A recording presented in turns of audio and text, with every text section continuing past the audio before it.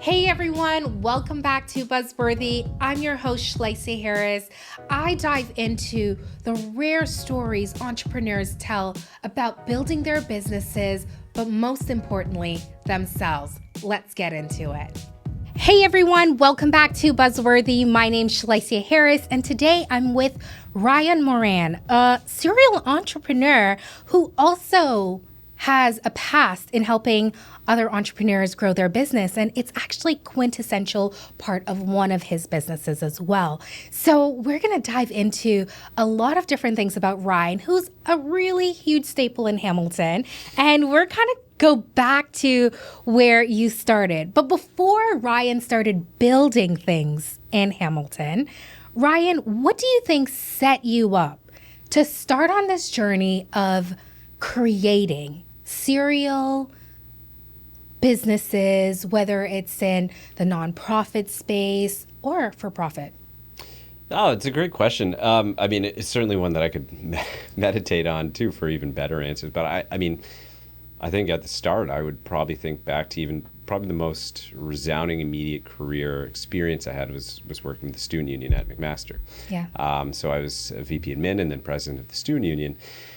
And I had been an arts student. I was in humanities program and I was in theater and film. And I wanted to probably actually go more that route. But then I always liked just getting involved with things and being involved with things and building things. It was always fun to just kind of pop off those ideas. So in addition to student government, previously I'd been involved with the student paper, been involved with different clubs and different groups and different projects. So when it came time for the MSU and the student union, it was really you're in this role where the doors open for you to actually just do things and kind of invest and build that confidence in yourself. And if you learn the process by which you can begin to build a project and bring it to reality, there's sort of an addictive feeling to that. Yeah. And so I think coming beyond that, that's where then I considered going for an MBA rather than continuing in humanities as a discipline and diversifying my education and looking at how I actually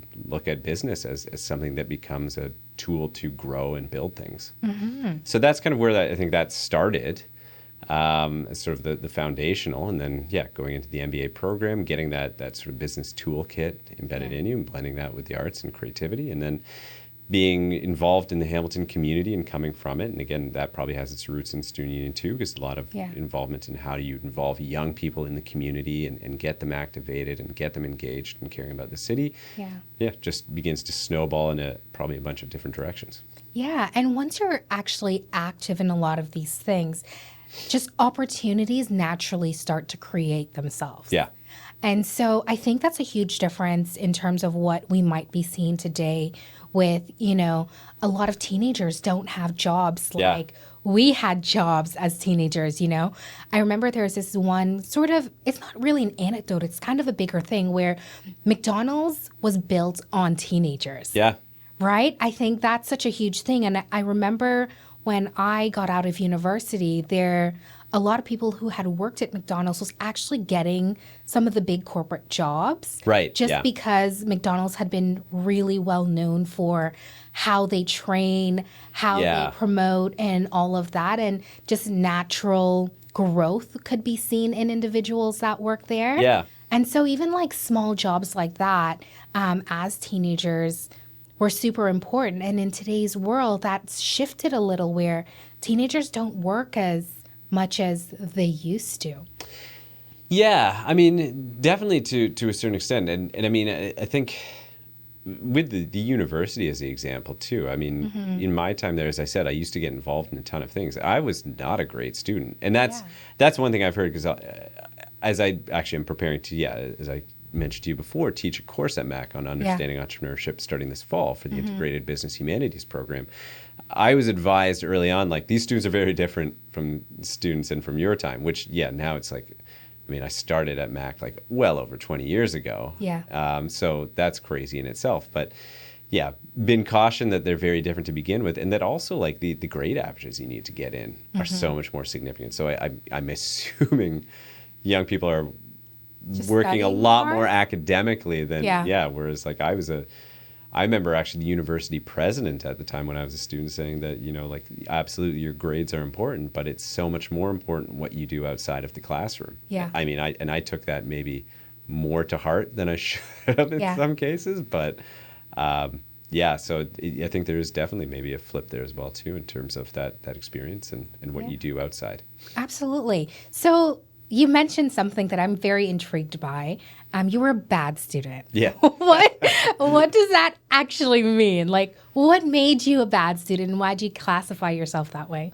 I think for me, it was, it's sort of like, I recognized the value of the university environment and of school in the people that were there and in the experiences you get out of it.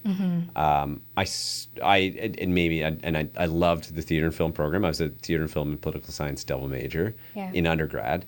But I mean, at the same time, like there's no like professional political scientist unless you're going into that academically. And that wasn't my plan. So to me, it was really like, it's kind of like function of purpose that let me just do what I need to get by here. Yeah. But otherwise, I'm going to enjoy this experience for everything else that it offers that actually builds you as a person. Yeah. Even with the MBA too. And actually, I was a much better MBA student, oddly, than I was as an art student in terms of my averages and grades. But, like if you're a business student, chances are you don't need to worry as much about your transcript unless you're looking at jobs where that becomes essential to it. So like if you're looking at Bay Street and they're going to be analyzing your grades in finance and accounting courses, then absolutely care about your grades. Yeah. But for me, I don't know, it was more so like there's a ton of things going on here for me to grow myself and to grow who I am and to get involved in things and learn not even just about myself, but also about the world and those people around me. Yeah. And that was far more exciting to me. So I think like in terms of being a bad student, it was definitely like, for lack of a better way of putting it, definitely let's do the bare minimum here to make sure I get by in a respectable way. Yeah. I sort of understand that.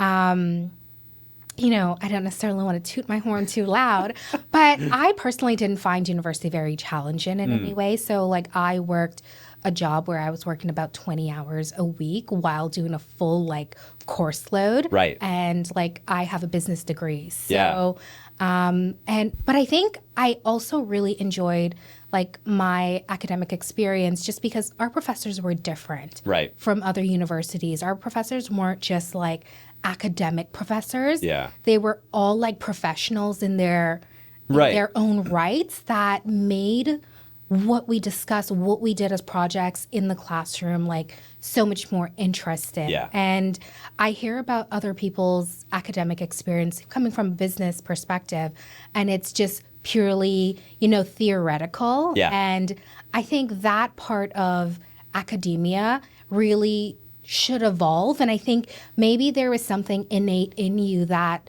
sort of saw that and said, you know what, these tangible things, I know you're in theater and political science, but there's something about being in the real world and acting in the real world that really teaches you what life is going to be like beyond these 4 years. Like, what happens after my degree? And I think that's a huge question every student has.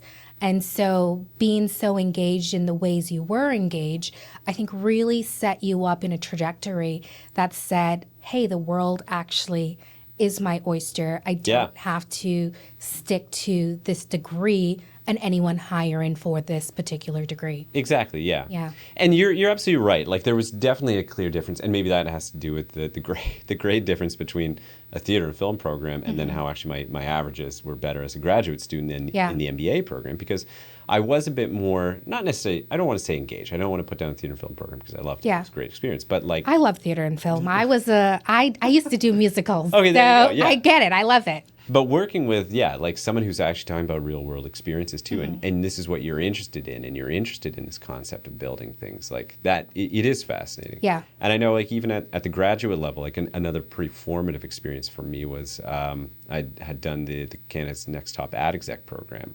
that DeGroote organizes, but is a national competition, and it's both an academic and corporate one. It's now called Canadian Marketing League, but yeah, it was a big competition, and we ended up winning as well too, my partner and I. That was, you have this practical application of what you're doing, suddenly winning things. Yeah. And it also then married kind of, it reached back to, I'd say, that the undergrad education of the arts too, because then it's translating, and I'd specialized in marketing in my MBA of how you develop brands and tell stories. So there becomes this marrying of your toolkits. Yeah. Yeah. Yeah. I'm so interested and fascinating. And I've known you for a long time, but we've never had, this kind of conversation. So even, before your undergrad, because I'm coming into this knowing that your dad is an entrepreneur. Yes. Yeah. What do you think your experiences, before your undergrad shaped it with your dad being an entrepreneur? Like, what did you see? Yeah. What did you experience? Did you work with him? Well, and there's certainly parallels there too. My dad's business, Central Rail Supply, which I'm stepping into at the moment. He started that in 1987, and I mean, I wouldn't say it was something that I was so conscious of until I began to get older, and you realize like, oh, my dad started this, and this is all he's doing. Like when you're raised in the household, you just assume like, oh, this is normal, this is the way everything always is. Yeah. And it's not until like you realize the broader context and the life of their journey as they led up to that point. My mom also worked for the Hamilton Public Library too, so there was maybe a marrying of sort of that business and culture side of things too, constantly. But yeah, as we began to go, and I began to realize and recognize, and also parallels with my dad, both my parents went to McMaster too, and my dad actually did political science and business as well. So there was sort of that parallel there. But yeah, growing up in that home, and then you see the flexibility. I mean, you also see the hard work, obviously, that he really put into it. When I was 5 was when he was like around the time that he was starting it. Yeah. And I mean, a lot of my afternoons would be getting picked up from senior kindergarten, back when kindergarten was half day. Yeah. And going up to a labor yard up on, at the time, his labor yard was up on Dartnell Road in Hamilton. And it was just, I would be playing around on kind of industrial equipment and rails as a 5-year-old. That's cool. Riding forklifts and stuff like that. And it was all rented equipment as he was not, I don't want to say scrambling, but yeah, really nose to the grindstone to build this company for his family. He was doing what entrepreneurs do, you know? He was hustling in some regards, like making it just happen. Exactly, right? Yeah. And these are all things pieces that come together more retroactively. Like it's more so you awaken to it as you get older, as you're in my case, in university and then going forward more. And as I'm taking on my own entrepreneurial journeys, I'm learning more firsthand of like, oh, like I understand the gravity and the importance and the sacrifice of what was done. Yeah. Yeah. So let's jump into your first entrepreneurial endeavor. Yes. What was it, and what was really the problem around it that you felt that absolutely needed to be addressed? Yeah.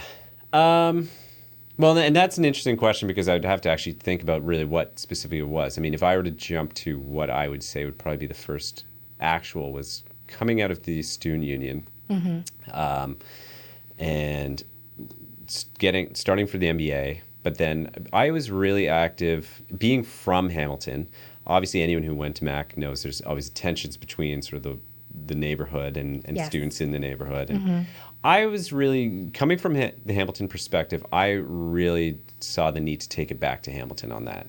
To be like, no, you have 3 post-secondary institutions in your city, and you have a net out migration of youth. Yeah. What are you doing to engage people in this community, to make young people want to stay? Yeah. Because this is your future, and like we're not being supported. And I see my friends leaving. I see them going to Toronto. I see them going elsewhere in the world and not wanting to stay here. This isn't a destination for them. Yeah. Why? So I was fairly aggressive with that. And actually the Ward 1 councillor at the time, Brian McCaddy, he was a fairly well-balanced in terms of balancing those concerns of the community with and understanding the issues of the students. Yeah. So he had approached me afterwards about actually developing a youth retention and attraction strategy for the 2010 Hamilton Economic Development Strategy. Okay. So I began to put that together, which just led me kind of down, in terms of that snowball effect, down different roads about youth retention and attraction in communities. And that was sort of around the time that a lot of millennials were kind of beginning to start their careers and enter the job market. Yeah. And that would have been 2008, 2009. Yes, so that's this period, but leading into 2010. And then that led into conversations of, there were things like YEP, so Young Entrepreneurs and Professionals starting up at the Chamber at the time. Yeah. There's a lot of focus on different communities in and around Canada, in and around the world, doing youth retention and attraction strategies. The province of Newfoundland had a really leading and iconic one that a lot of people saw as best practice. So Hamilton was also starting its Hamilton Economic Summit, which led to which was themed around next-gen talent and how to attract it. And that led to the development of Hamilton Hive. Amazing. Yeah. And so there was a group of us kind of who came together and talked about what would become eventually Hamilton Hive. And at the time, and bringing maybe more of my student political and governance experience to it, because I saw young professional groups popping up in the city too, it was like, well, let's not be redundant. Let's not reinvent the wheel here and just be another social group. Yeah. Let's try to make this more of a knitting community, more of an umbrella organization that helps bring all these groups together and create an actual community of young people and professionals. Yeah. So I'd say like the first, more entrepreneurial endeavor was a lot more kind of almost policy oriented like that, and social entrepreneurship focused in terms of building and developing Hamilton Hive. Yeah. I really like that story for a lot of reasons.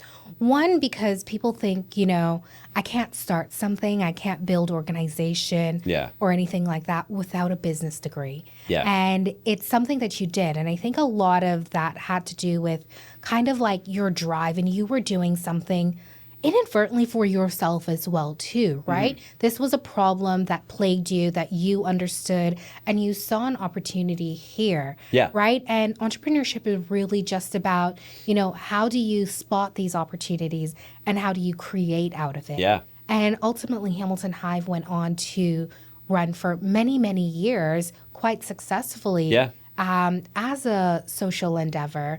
And it's quite incredible the mark that it has left on the community. People still recognize the name. And that's something that you built from the ground up. Yeah. Yeah. And not to say there wasn't a good amount of other people involved. There were, but absolutely. it was like, yeah. But yeah, I mean, it was a very significant and different thing. And actually for a very good long period of time, it was really recognized. Like Hamilton was held up as an example of a city that's doing this right in terms of youth retention and attraction, engaging its young people. And you really created a community at the time that was really focused around the young voice, around the young talent, around empowering them. And also like anyone starting up a business in the city, because there was this community, it reverberated through this community. So you'd be like, oh man, that person's starting up that restaurant. Let's all go to it. And suddenly you would see the success of that restaurant or that juice bar or whatever it might have been. And then, one of the cool things, I mean, you mentioned that like that, as it was successful, one of the cool things too about it was that, I mean, eventually, obviously I stepped away, and that was always the goal, was that it was more about lives beyond you. Yeah. Yeah. And it was cool to see as it lives beyond then different personalities who came in and Amazing.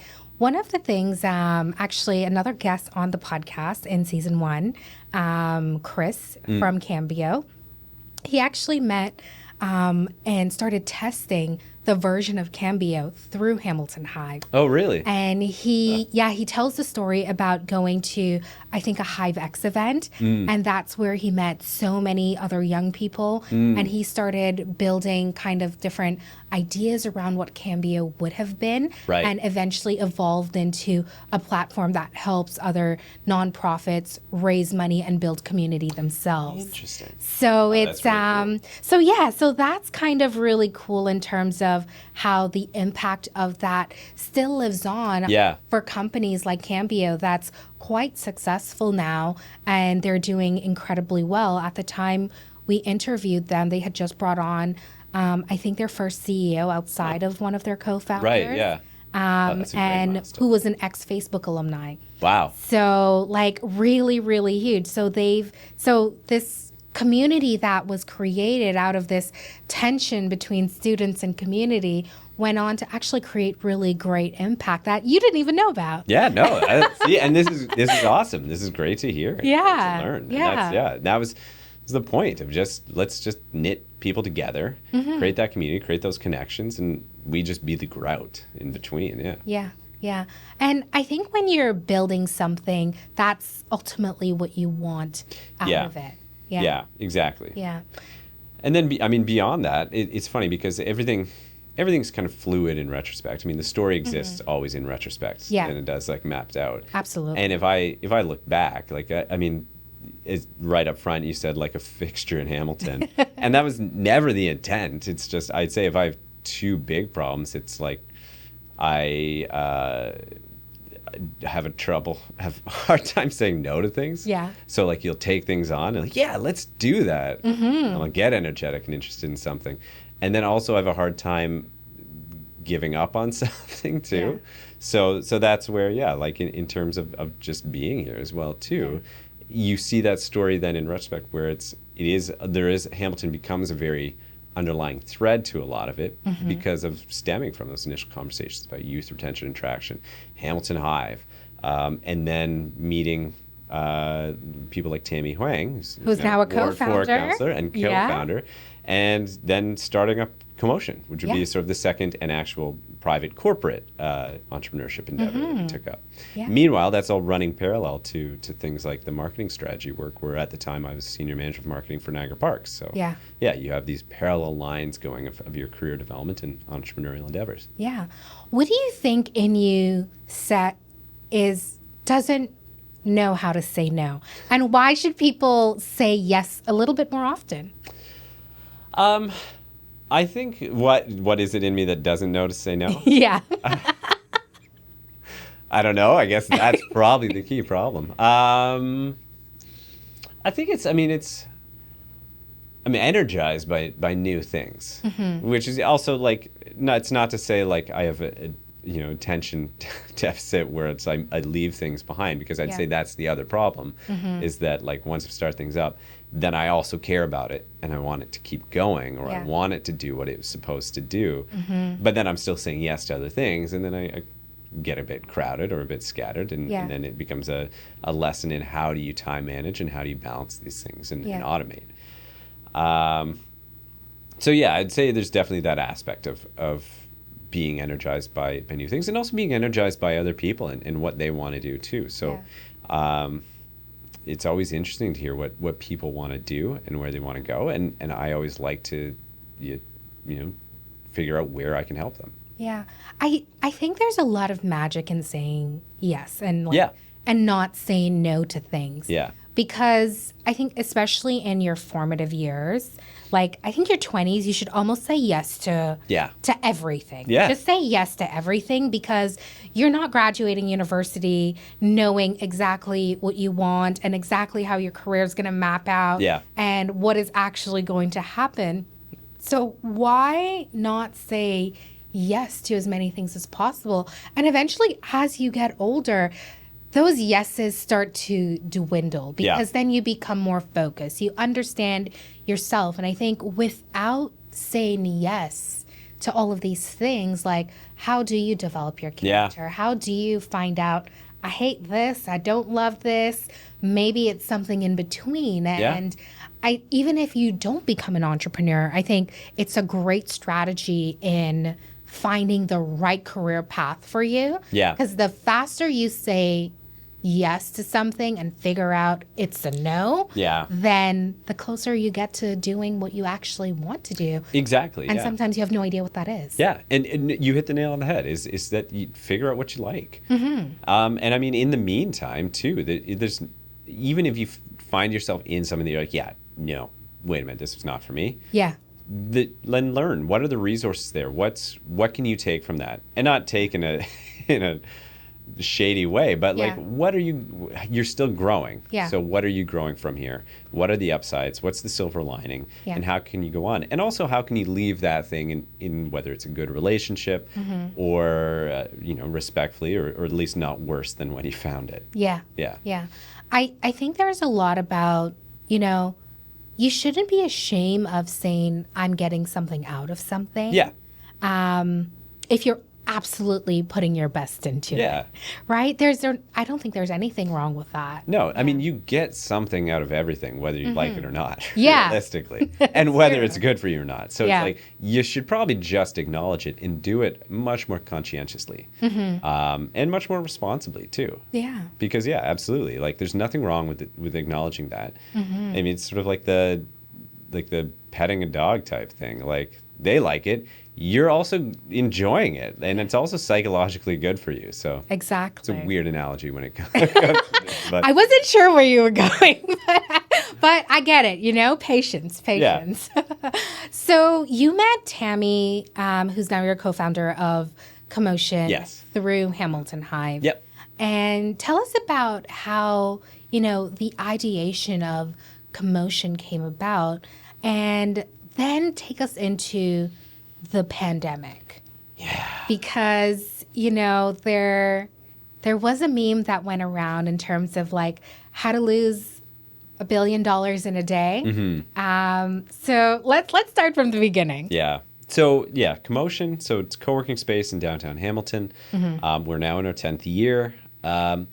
So at the time, there's a number of people involved in Hamilton Hive. We had all met each other at different events, and through that community, through growing, I'd always been a big advocate for the downtown and downtown revitalization, and we were seeing that in Hamilton at the time.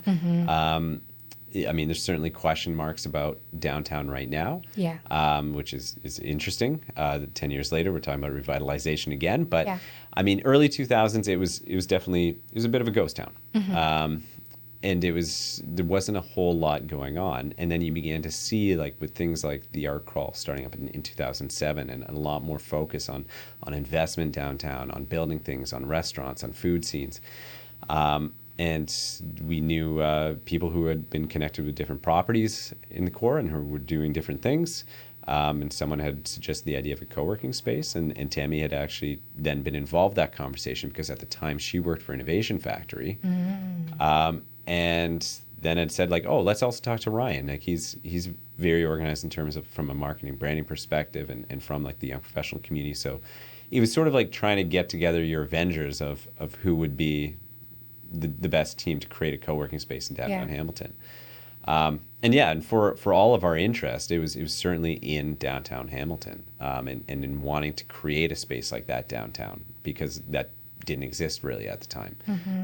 I know Cobalt Connects was the Coast Art Exchange in Jackson Square, which was a very interesting and cool cultural space for cultural workers, but in terms of just a professional space for small businesses, freelancers, entrepreneurs, didn't exist. Yeah. So how do you create that? And yeah, we had 115 King Street East, and a member of our team at the time had that property, so we developed that space there. Wow. Yeah. And then, we launched it in 2015. We grew. We did a lot of learning on a lot of different fronts throughout that time, both in terms of how we worked with team. Like, I think about some of the early days and with, like, one of our team members, Chad.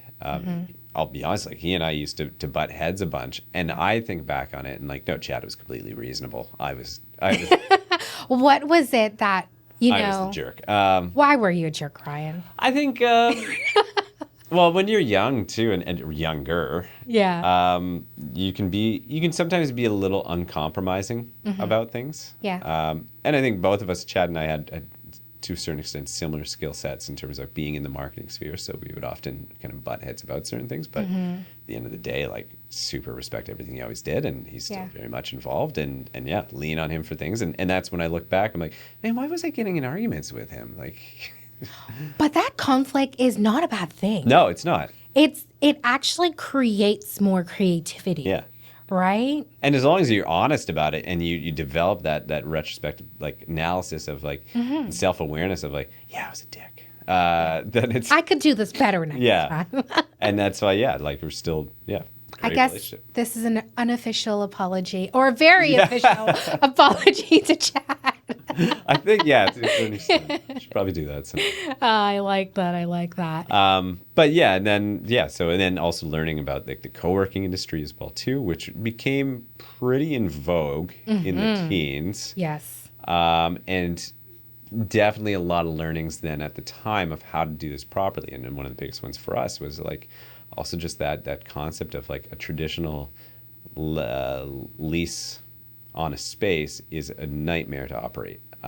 It's like your margins are tiny, you're constantly fighting. And so, I mean, even to this day, like CoMotion is profitable in its own sustainability.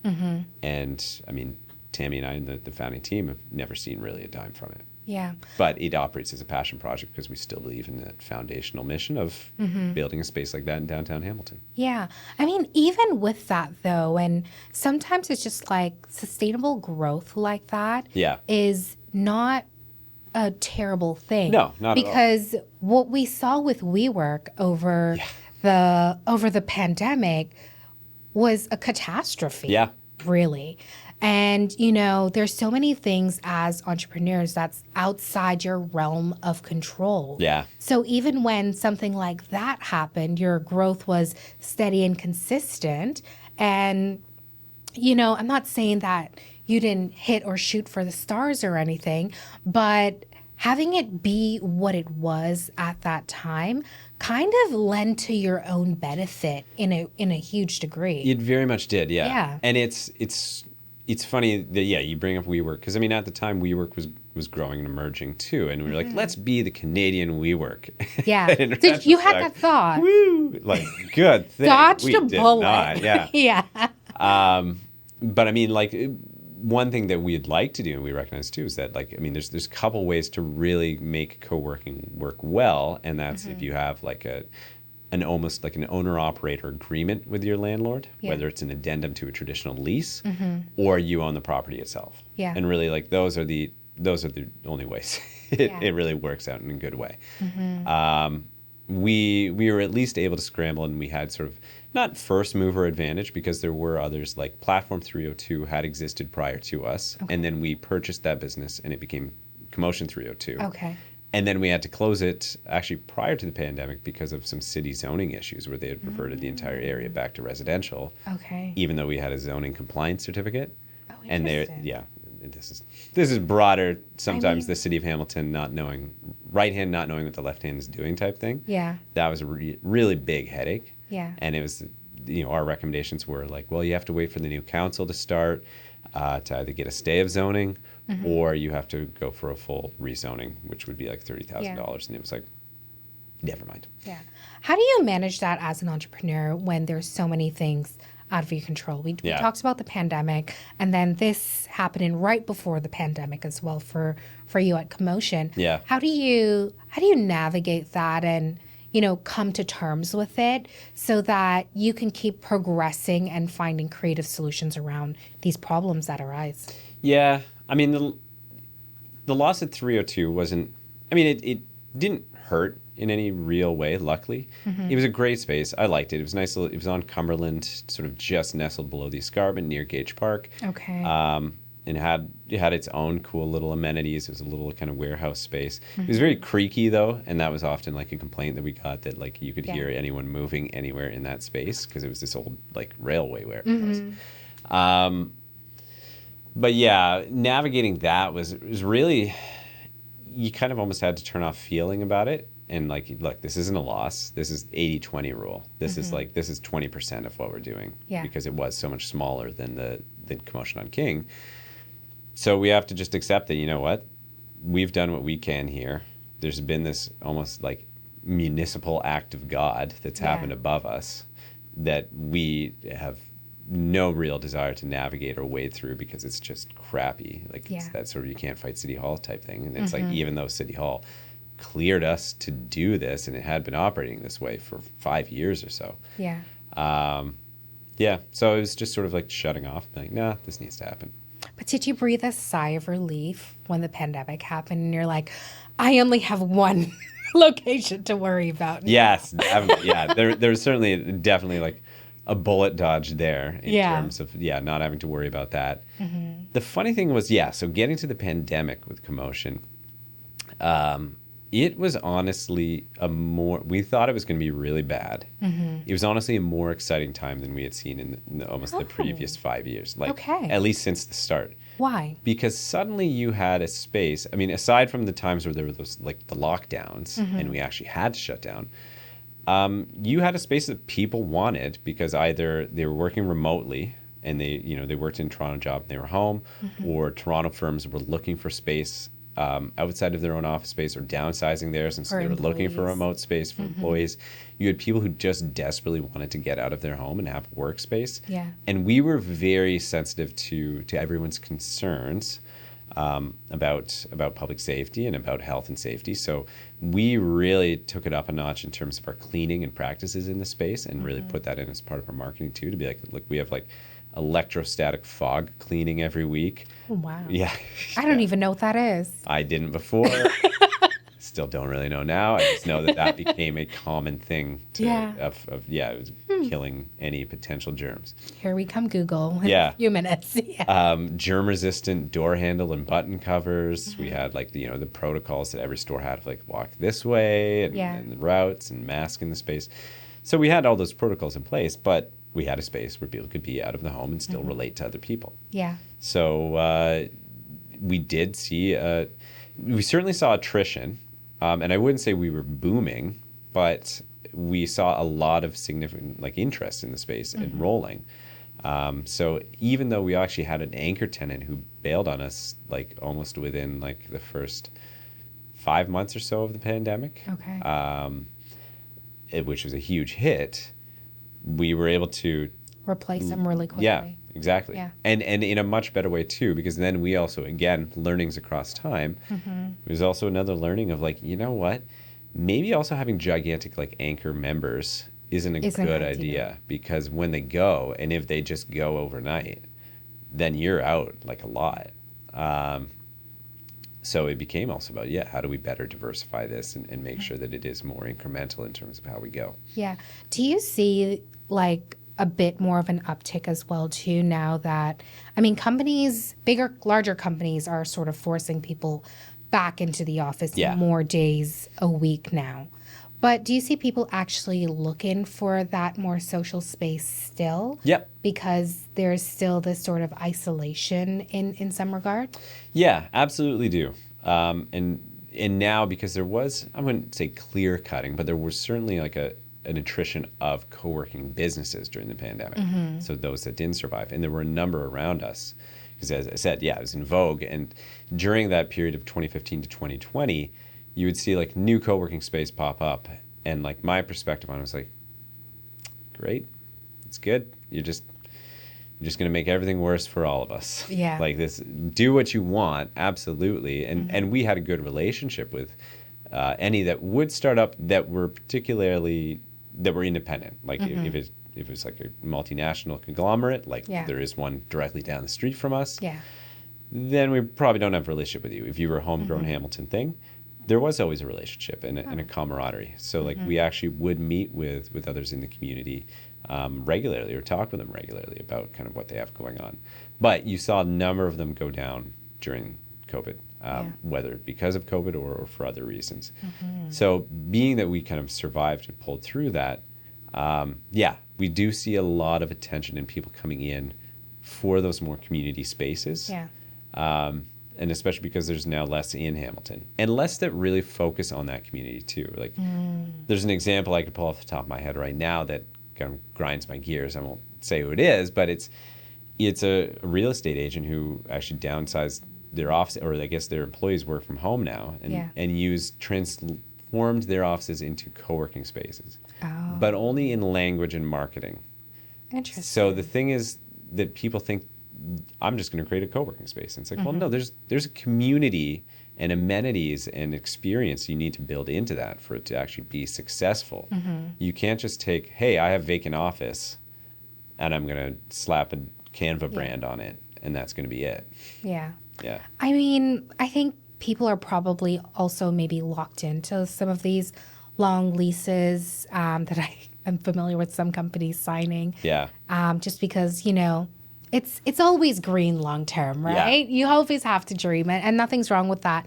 But I think a great thing when competition starts to show up, I think it's an opportunity for you to just really like shine that much brighter as an entrepreneur and really like double down on like what is the value that I'm actually offering to maintain like my people, ensure that they're still happy. Yeah. And I think competition is a great thing. So let them do it. No, exactly. And you also begin to figure out your own niche too. Like the ones that I would gladly say good things about in the community include anyone from Cotton Factory to Branch HQ to which other one? I mean, other ones that are certainly completely different industry too, like Art Aggregate. Like they're all great spaces, and that's where you also begin to understand your own niche in that market too. Like, I mean, Branch HQ is a very, I think, high quality product, and that's not to say we're not, but I think it's a different, more elevated experience than we offer. Not that we're not that elevated, but and you can absolutely do that. But I worked, Tyler, who runs Branch HQ, was my boss at one point in my career when I worked for his company called Factory Design Initiative, and he's got a great eye for design. So he really designed the hell out of it. And it reflects in his work. Yeah, exactly. Yeah. When it comes to other spaces, the more niche ones too, like Art Aggregate, where it is much more about arts and creativity and craftsmanship within that space. So that's something we can't even touch and don't touch. So you recognize like our role is more, community, is office, is knowledge worker. Yeah. And that's how you define your value. I think it's incredible. And, I like the CoMotion space as well. It's quite beautiful, great for gatherings. We've had multiple events there for Hamilton Hive as well, too. So I think it's a fantastic space and location. Yeah. Location. Yeah. So yeah. And so moving on to some of your other endeavors, and one of the things I kind of want to talk about it, and we haven't really had this conversation on the podcast as yet, is, succession planning. Right. But let's talk about Locke King first. Okay. And why you created Locke King. Aren't there enough places for us to go get watches? What is Locke King, and what's the market for it? Yeah, so Locke King is really, I mean, it's sort of a pet project, and I mean, which is maybe underselling it a little bit as to where we've been able to build it. But it's, I had always been interested in men's style and men's products and particularly watches, and I always liked them. Coming from that brand and marketing career, like I always like the capacity for certain things to tell stories and have stories in them, and watches are an incredible piece for storytelling, both in terms of the brand that can be communicated from the watch itself and the watch brand, but also what they represent to the owner.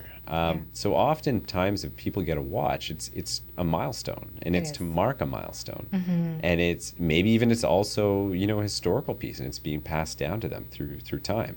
So I always really liked that about watches, and thought it was a very fascinating kind of aspect to them as just being a thing that you wear, and especially in a modern age where you have smart watches and you have different other wearables that kind of play a role, but you don't necessarily see the fading of watches. In fact, you see almost a bit of a rise.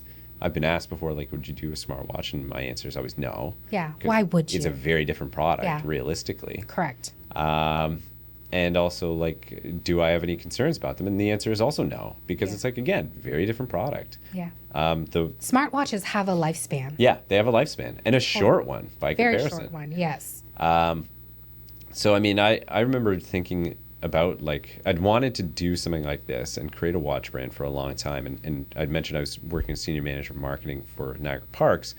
And I think, like, it maybe first began to occur to me when I was on my way to, like, a Canadian travel tourism conference in San Francisco representing Niagara Parks. And I'm on a plane reading an issue of, I can't remember whether it was Fast Company or Entrepreneur, and just reading about others who had done kind of similar things. And different gear or different EDC or type companies, and really became fascinated by this idea. So it's something that tinkered around in my brain for a bit, for maybe 5 years. And then during the pandemic, when Niagara Parks was kind of shut down, right? Everyone was shut down. We had a bit more time on our hands because I wasn't commuting to Niagara an hour back and forth every day. Yeah. And began to play around with the concept of like, oh, well, how could I build this? And I mean, that's the funny thing, where your education and things in retrospect come into play, because it's like, well, what do I have right now in terms of my own personal resources and my expertise? And it's like, I can build the brand and I can organize the business, and I can do that with my eyes closed. Like that's my training. I don't actually know much about watches despite liking them. And I realized really quickly. So that became sort of the pet project during the early period of the pandemic, was learning more about watches, about the watch world and industry, about how to sketch and design and spec watches. And So you do all of that for your watch. Okay, Yeah. wow. I'd work with an overseas manufacturer who does do the assembly and the construction for me. Yeah. But the design, the specking, everything, that starts with me. What is it that people love about the design of your watches? I tried deliberately, trying to buck certain trends. When I think about also the watches that I like. So first of all, when I started studying and learning all that, I realized my watch collection was a hunk of garbage. Like, because it was all just like quartz watches I'd grabbed at like Marshalls based on the design. At some point. Which is important, yeah. The design's important, but it was like, oh, these are like, from an actual industry standard perspective, I paid, because it was Marshalls, maybe $40 for this, but the watch itself is worth maybe $20, and in regular retails for maybe $150. So you realize suddenly, like, some companies are really doing a pretty good marketing job. And there was a clear division that I learned early on between, you're either a watch company or you're a lifestyle brand. Yes. And it was like, I want to be a watch company. Because it's also then easier to potentially edge into lifestyle and build that way if you set yourself up credibly as a watch company. And you can tier it. That's always an opportunity. Yeah. So what do people love about the design of it? So my interest, as I began to get more and more into it, I realized I really like the design and the look and the feel, but also as I began to become a bit more of an earnest watch collector rather than Marshalls, I was going on eBay and I was much more interested in mid-century workaday watches, like mid-century American brands like Waltham or Elgin. These ones that were just like, the guy on Madison Avenue wearing in like the 1960s and not giving much of a thought about, and probably also with no reason to real pass it down either. Yeah. But they were quality mechanical watches. So that's what I was really interested in, these everyday hero watches that just in and out. And I liked the beat up nature of them too. Like, that's not to say the big brands aren't beautiful and marvels of engineering. They absolutely are. But when people talk to me about like a big brand and a specific model or release, I kind of glaze over, because to me it's like, yeah, but that's their story. Like, I really liked when I would order something off of eBay and it would come in and it'd be this beat up old model, and you just have to imagine, like, what is the story? Who wore this? Where has this been? And what does this mean to this person? Exactly, yeah. And what did it mean? Yeah. There were watches that, like, an aunt had given me a bunch of pocket watches that my grandmother still had in her collection when she passed, that were like her dad's or other members of her family. And so it's that capacity to create something that carries a story across time. Yeah. So for me, and maybe overall with just my sense of style, or my preference of style too, is classics and sort of just things that are not necessarily trendy, but that never go out of style. Like whether it's a naval pea coat or something timeless. Yeah, something that always works. So that was when I wanted to design it. Right now, things like diver watches are really in vogue, like really big, geary watches, and everyone's doing divers. And I did not want to do a diver. I wanted have to do no idea what that is.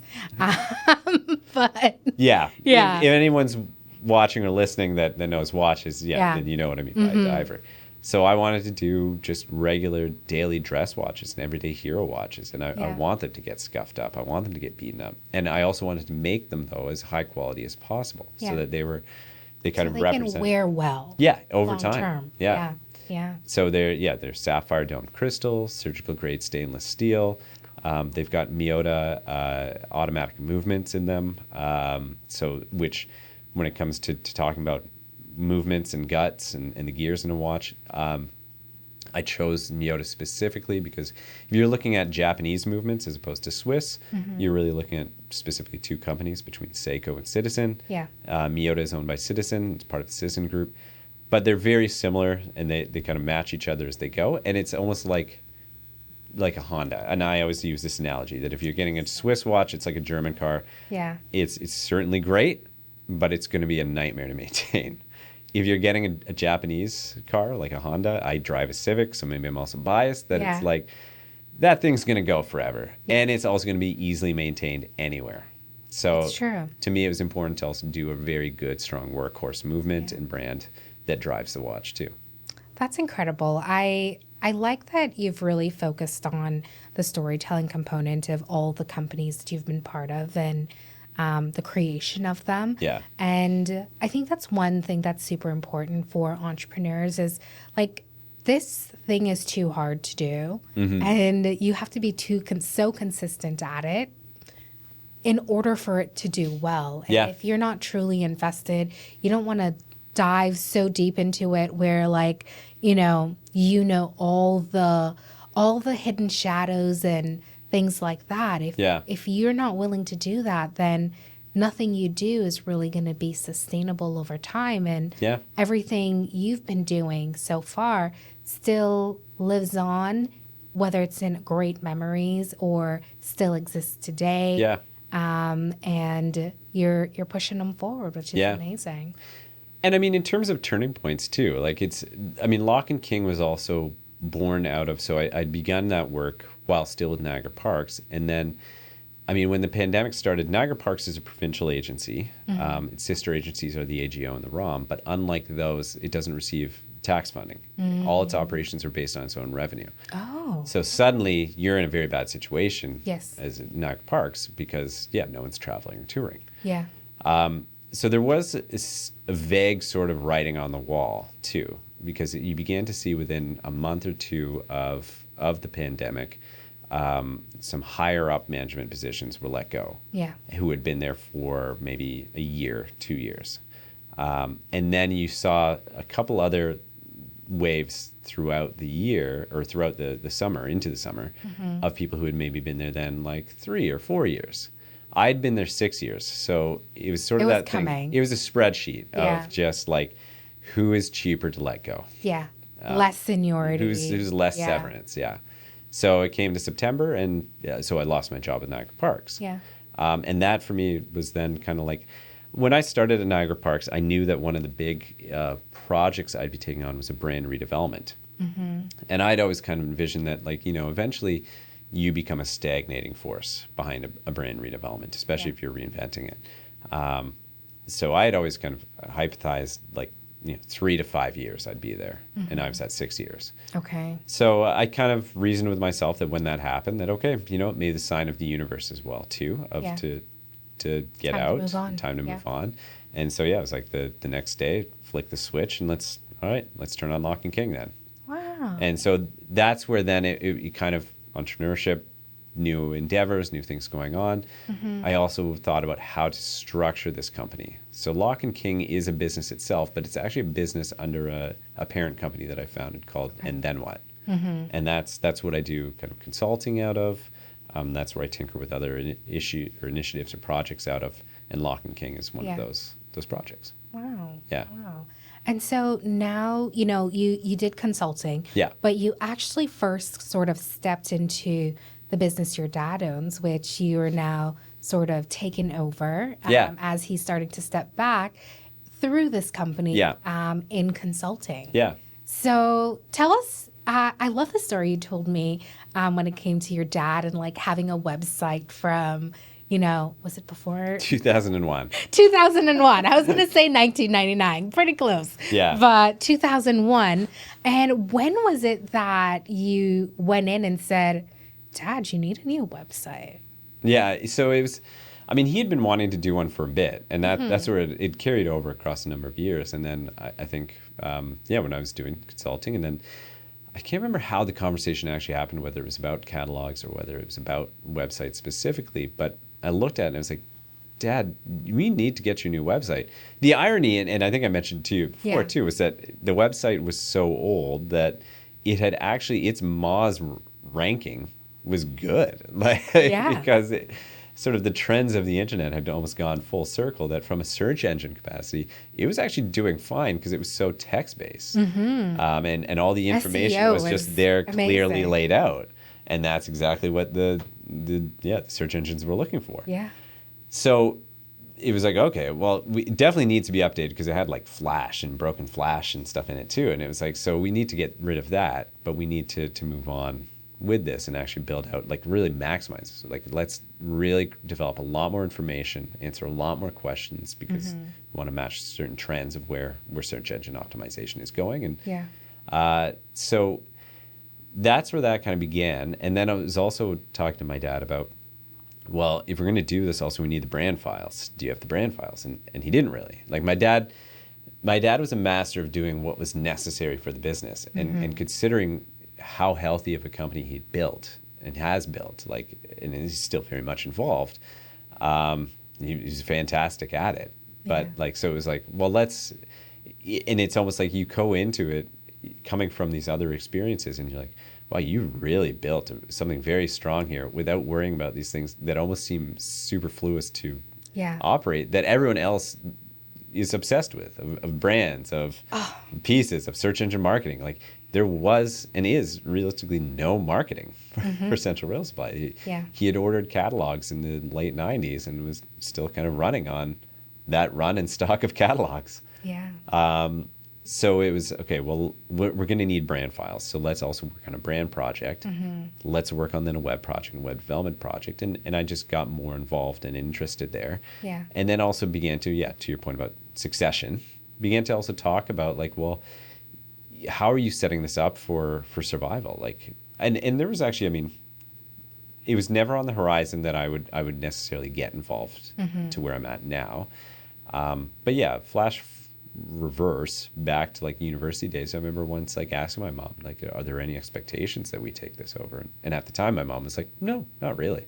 Wow. And that it was never in the plans necessarily. And I remember having, then when I was in the MBA program, having conversations with my dad too about, like, I think at the time he was also considering selling the business. And my thought at the time was like, well, why? Like, why would you, if you can potentially take a back seat to it, still take an owner's draw, but you have great team and great solid employees who work up at the labor yard who also really like keep things going very well, and you can contribute to that and just get out of their way to a certain extent.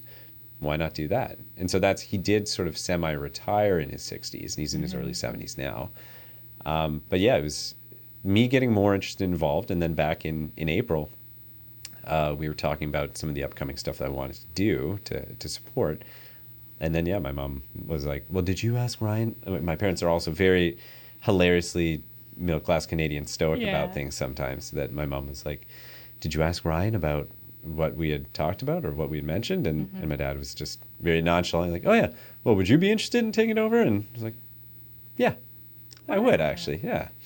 I like that there's no pressure on that. Yeah. Because I do feel sometimes, when parents build something, they're just like, they built it for you inadvertently in some way to make their lives better, but it really was to make your life better in some way. Yeah. So it's really cool to see that he still wanted you to have, your own path. And if this became part of your own path, then, let it be. Yeah. And one of the things you said I kind of want to go back to is there's this sort of, what you said was, everyone's so obsessed with some of these other things that, makes a business successful today. Yeah. Whereas he didn't really like care too much about that. Yeah. He built value. Yeah. And I think it's such an important conversation to have, because everybody thinks a good Instagram, a good website, pretty colors, a beautiful aesthetic thing is what are the signals of a successful business. Yeah. And often it's those businesses that don't have the most pretty things because they prioritize their time And time is the most valuable thing we have. Yeah. And they put it into their customers. They pull it into the value proposition that they have.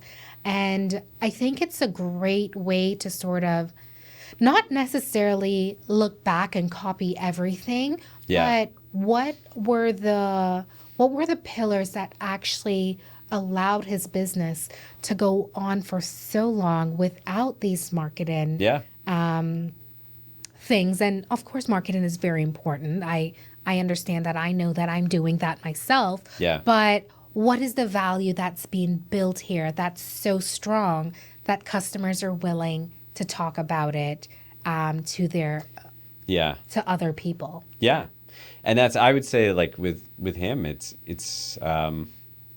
that focus on quality, on relationships, on meeting what your customers want, a sense of urgency with it as well too, and building those relationships and being dependable. Very key. Like you're exactly right. Like, and that's especially as a millennial, like bring my millennial lens to it. It's also like, I get really into brands and design, but that's not a business. No, it's not. And it's that sort of thing where it's like stepping into this now and kind of learning it and going through these motions of onboarding and leadership. It's like, man, like things I know about myself too that I'm being reminded too of also like absolutely let your millennialism fly. Yeah. Because those parts are not present necessarily with the business at the moment. So how do you begin to build those out? Yeah. But never do it at sacrifice of what's been built from like the actual, like the urgency and the value that exists. Yeah. And learn that. And that's always been something too, of just sense of urgency is something I always have to remind myself and always have to reinforce. And it's something that my dad has, and well, both parents have a great sense of. Yeah. And meeting those urgent needs. So yeah. No, that's wonderful. I'm very, very excited that, you're taking over your dad's business and, taking it into another era and eventually putting your own spin on it and maybe creating something that's even more innovative based on like, what has he done so exceptionally well that created such strong value?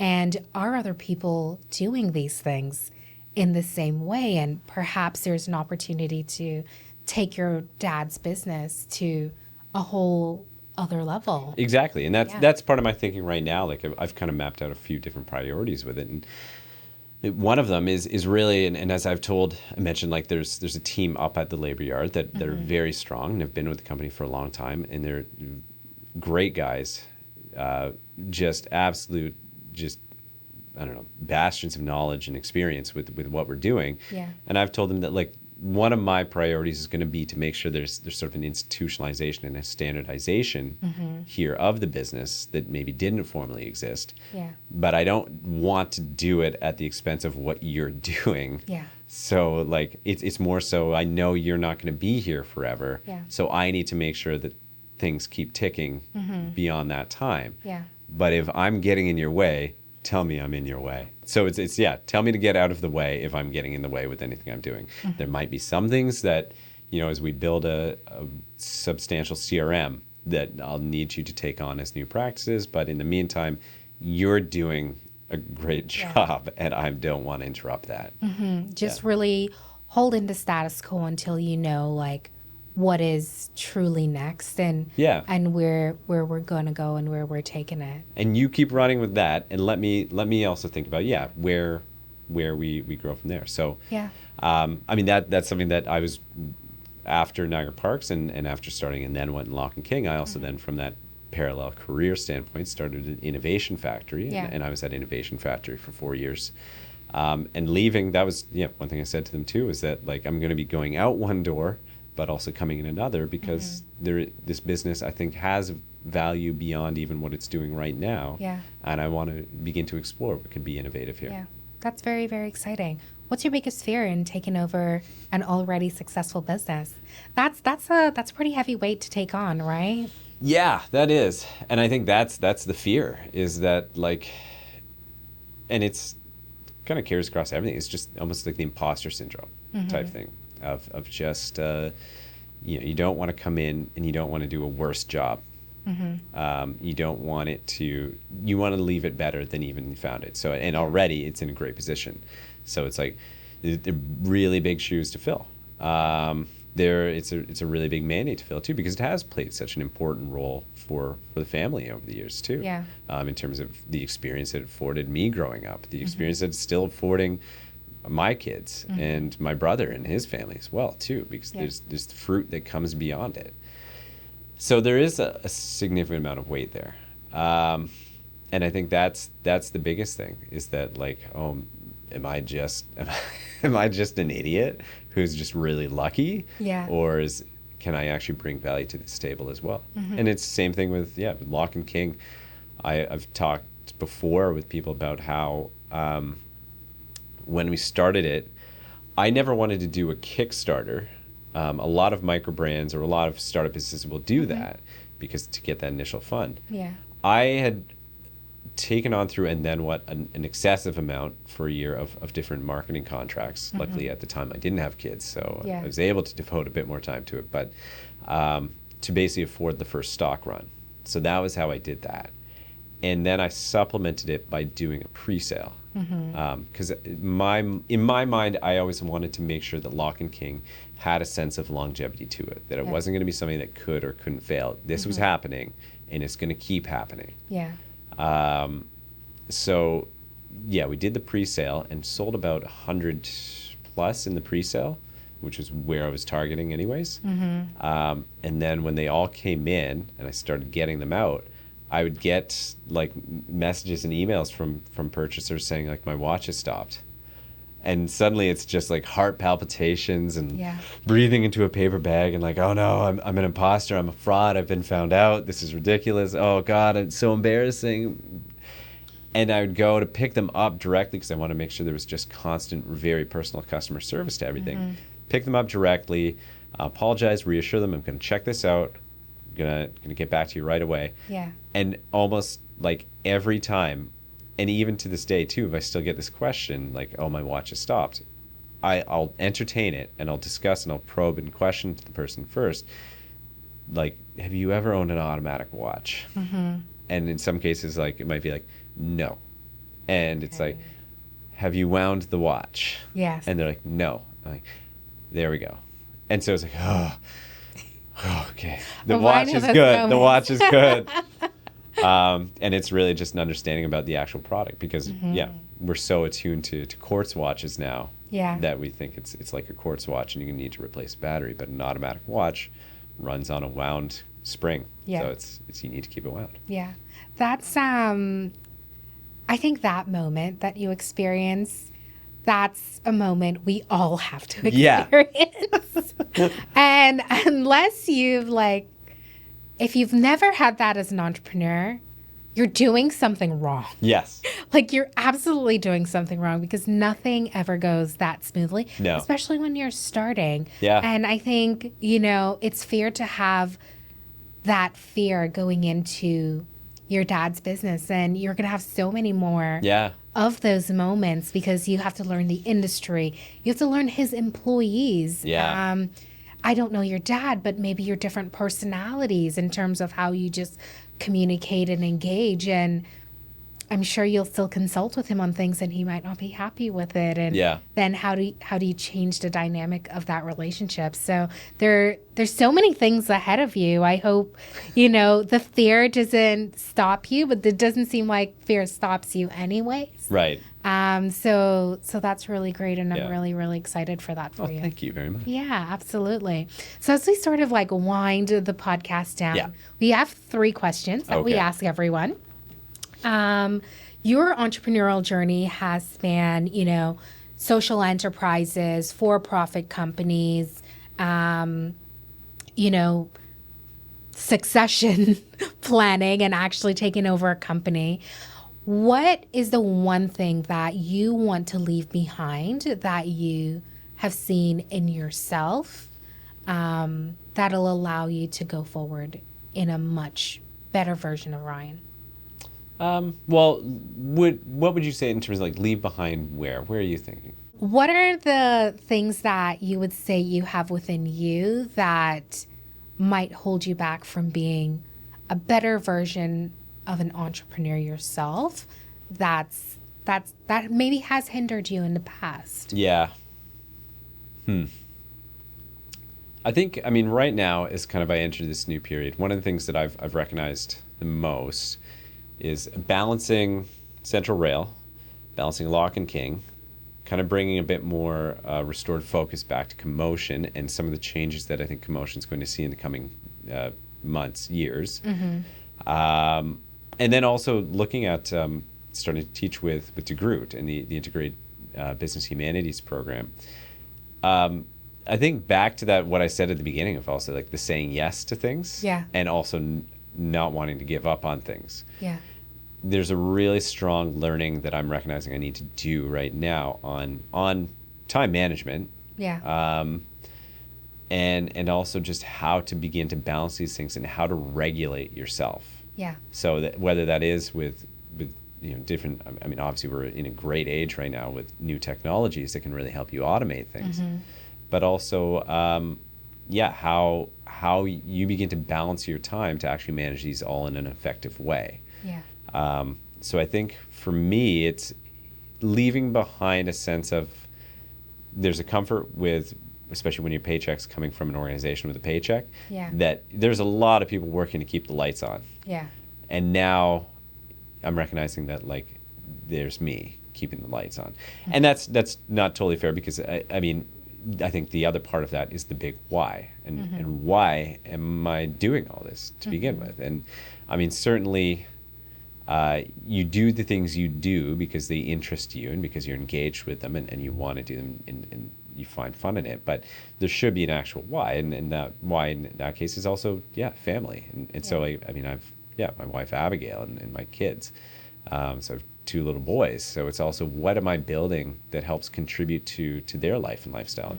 And Abby obviously certainly has her own career. Yeah. So it's not just me keeping the lights on. Obviously, we're a team, but I think it's important that whether it's myself or whether it's herself, that you also take that personal ownership and responsibility on too. That like you almost have to have that vision of like it's all on me because just balance it and meter it out, but because it puts that responsibility on you. So I think leaving behind maybe a sense of lackadaisicalness of just like other people have got this and realizing that no, you have to learn how to manage your time properly. You have to learn how to balance this because you're the one in charge. So what I'm hearing is you're really leaving behind overcommitment. I say yes. Yes. Tentatively, but at the same time, like, there's just other things that then I'll say yes to, or I'm just like, but it's being more voice in the back of my head that choiceful, like you right? shouldn't have done that. Yeah. Yeah. It's I think overcommitment in terms of being more choiceful about what you say yes about, right? And being more diligent about, am I truly going to invest the time that this needs? And am I robbing myself in the background? Am I robbing my family by not saying no to something where I know, sure, it could bring something great out of it, but what is worth it? Yes. So that balance that you talked about. Yeah. And I'd say like one place where I've been maybe a bit more leisurely since kind of starting this new lifestyle, which I'm maybe a few months into, is being a bit more leisurely in the mornings with the boys and with my kids. And that's something I have absolutely zero regret about. Yeah. So it's more so like where does that discipline then come in the time when my wife and kids are not around me? And that's where I need to be more disciplined. So if that means, less YouTube holes of late night comedy shows or anything like that, or I mean, I'm a Marvel and comics movie fan, so like, less perusing blogs about what's going on with the production of Spider-Man Brand New Day. Like, I'm gonna cut that out, and I'll just but still doing things that still make doing you that, happy. You can't lose that part of it. Yeah. Absolutely. So in your entrepreneurial journey, what is the biggest learning that you have had? I think the biggest learning in my entrepreneurial journey, and thing I'd always say to anyone, and certainly is one thing I want to make clear in the course that I'm coming up to teaching, is that like you can, and this comes back to also an old Hamilton phrase. You can do anything. Yeah. You can do this. Like, if you can think it, you can do it. I mean, obviously, make sure it's a good thing. Yeah. But like, you can build things. It's just you need to figure out the way. You need to figure out the route. You need to figure out the processes. But once you can do it, like, there's people who are like, oh, that sounds fun, or that would be so interesting to do. It's like, so do it. Yeah. Just step into Yeah. it. Yeah. And like, I mean, with Locke King, like I'm actually meeting tomorrow with a guy who writes a magazine, or is the executive editor of a magazine, and based out of Toronto, called Canopy.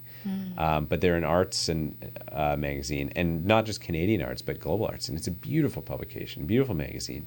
And we're meeting because he purchased a Locke King watch. Amazing. And he wants to talk about potentially, like, featuring a story about me, which is really cool. Yeah. And I had to caution him because I'm looking at this magazine and I'm like, I'm doing Locke King out of CoMotion, and like I see the warts and all sausage making of it.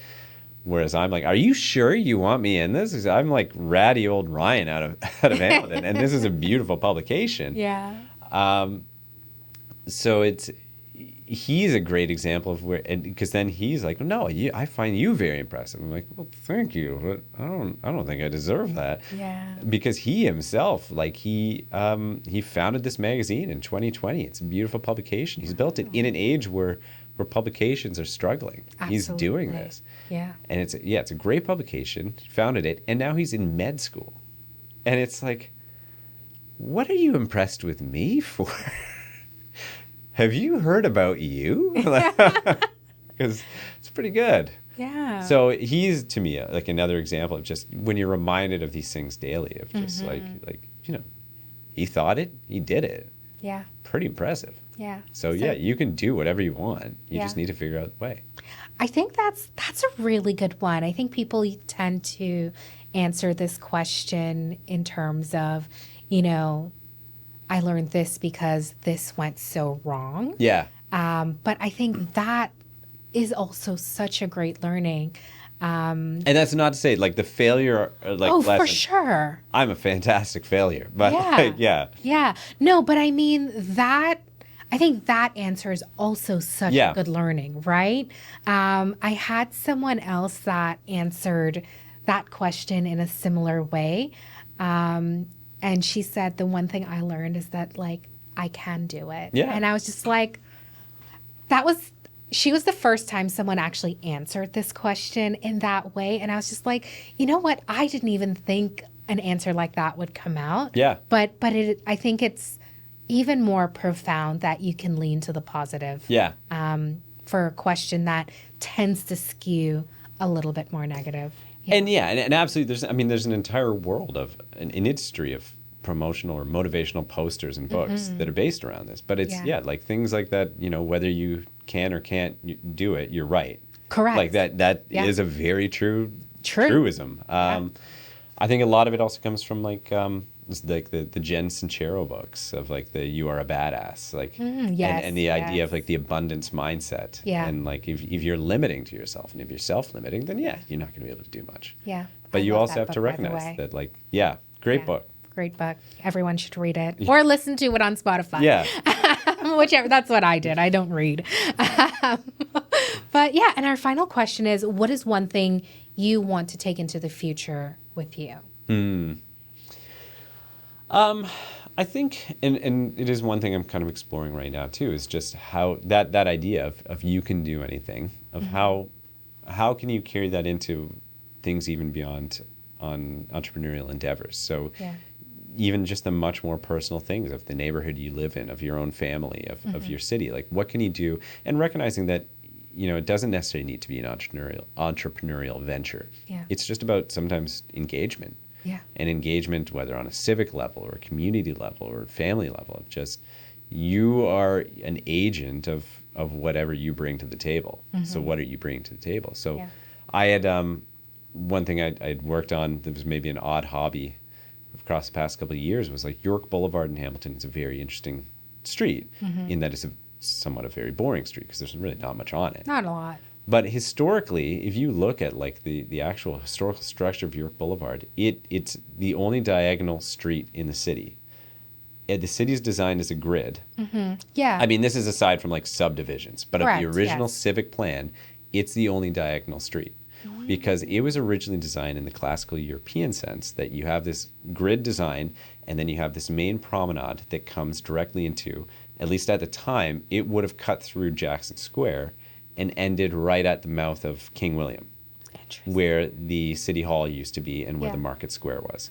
So it was this direct route from, because it's called York, because it's named after York or Toronto, and it was the route to Toronto, and it comes directly into the center of Hamilton to bring you right to the doorstep of City Hall and the Market Square. So I had thought, like, as also there was, there's downtown revitalization strategy work underway. There's the LOT, there's the Hoopeg and entertainment precinct and arena project. There is infrastructure work going on York right now of just also like how do you improve this street like to be an actual beautiful civic promenade and almost more of a parkway coming into the city. So I had kind of reaching back to almost the Niagara Parks days, had just out of a hobby developed a cultural plan for York Boulevard. That's cool. And then started presenting that talking about that to the ward councillor, and she was interested. So I don't know where that'll go, but that's the sort of thing where it's like, just again, do things. If you think there is something interesting or something missing, whether it's in the fabric of a city or your family or community, take it on, see what you can do. Yeah. So you were taken into the future, just doing what you love doing. Yeah, essentially. Just doing what you love. You've already been doing it, and I think it's something great to continue. Yeah. Yeah. Yeah. No, that's amazing. Thank you for, being so candid and thank you. Having such a good, very rich conversation. And I actually learned so much. I learned so much, like such a fun fact about Hamilton. Like never heard it ever. So that's something cool. Maybe we'll pull it out of the podcast and do like a little. Maybe if something happens, if we see that, like, street begin to develop and we actually begin to work on it as a project, as a city project, like to build out this beautiful cultural promenade into the city. That'd be great. That would be great. Yeah. I look forward to it. Yeah. Yeah. Well, again, thank you for being here and stay tuned for our next episode. Thanks for tuning in, everyone. We're so glad to have you as part of our Buzzworthy community as we grow our network of buzzworthy businesses. Continue to follow us on all the social media platforms at buzzworthy_pod and follow us on whatever platform you're listening to so that you can get the new episodes as soon as they're out. This Buzzworthy podcast could not be done without our incredible team, starting with our music by Khaled Imam, our video and sound engineer, James Clark, Yvette Robichaux, our social media manager, Cesar Cardania, our brand and creative lead, and finally, your host and executive producer, Shalacia Harris. We'll see you next week.